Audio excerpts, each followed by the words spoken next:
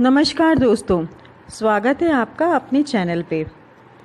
कहानियों की माला में मैं एक मोती और पिरोने जा रही हूँ।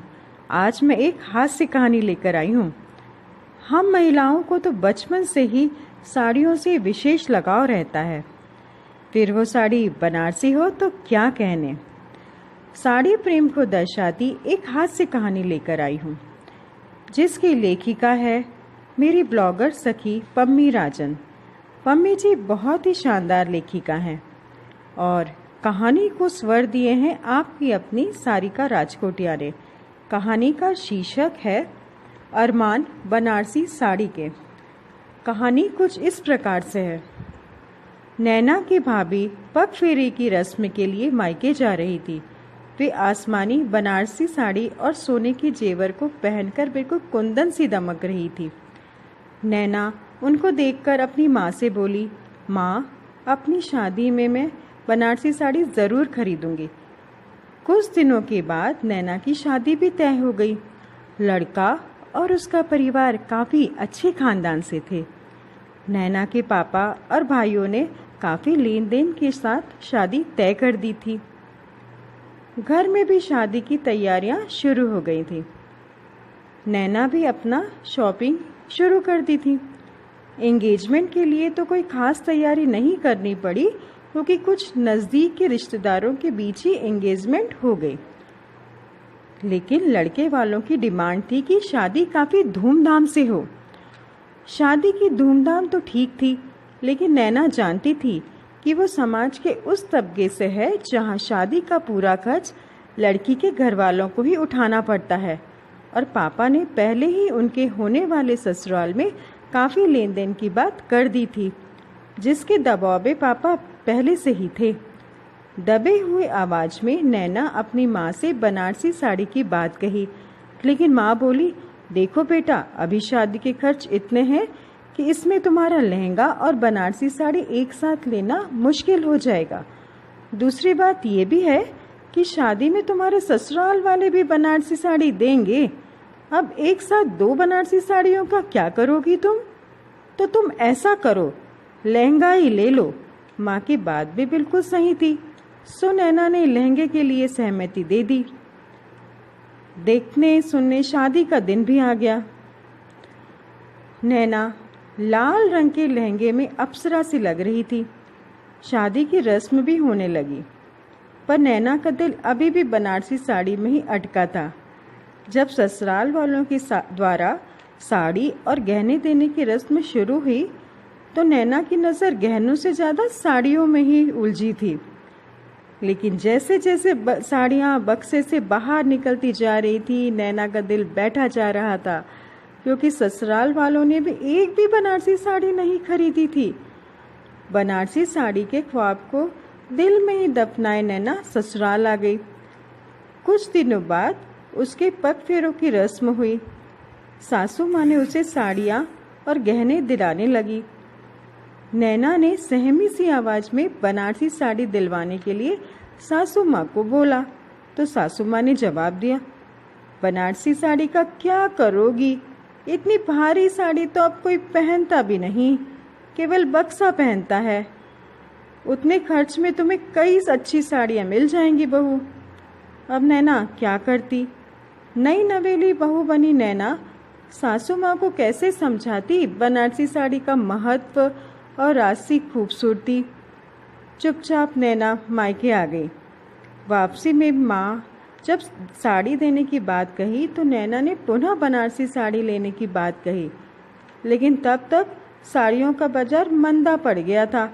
अच्छी साड़ियाँ पहले ही निकल चुकी थी। सब फिर से नैना ने बनारसी साड़ी का जो शौक था वो दिल में दबाए ससुराल विदा हो गई।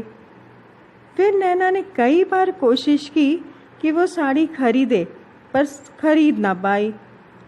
नैना की शादी के कुछ सालों बाद ही उसके देवर की शादी तय हुई। इस शादी में नैना ने बनारसी साड़ी ही लेने की सोची और ली भी। अब देवर की शादी में बहू के जिम्मे ही कामों की जिम्मेदारी ज़्यादा होती है। बहरहाल नैना ने बारात वाले दिन उस साड़ी को पहनने की सोची, सो तैयार करवा लिया उसने साड़ी को। बारात वाले दिन सबको अपने आप को ही संवारने की जल्दी होती है, सो नैना की तरफ कौन ध्यान देता। जैसे तैसे काम से टाइम मिला तो नैना तैयार होने लगी। पर हायरी बनारसी साड़ी इतनी भारी कि अकेले पहनने में भी उसको दिक्कत हो रही थी। फिर भी नैना ने उसे पहना और अपना मेकअप भी किया, लेकिन इन सब में काफ़ी टाइम निकल चुका था। जब तक वो तैयार होकर आई, देवर जी की बारात निकल चुकी थी। किसी तरह भीड़ को चीरते हुए नैना देवर जी की गाड़ी तक पहुंची और अपनी बाकी की रस्म अदा की। उधर देवर जी चल पड़े अपनी बारात लेकर अपनी दुल्हनिया को लाने।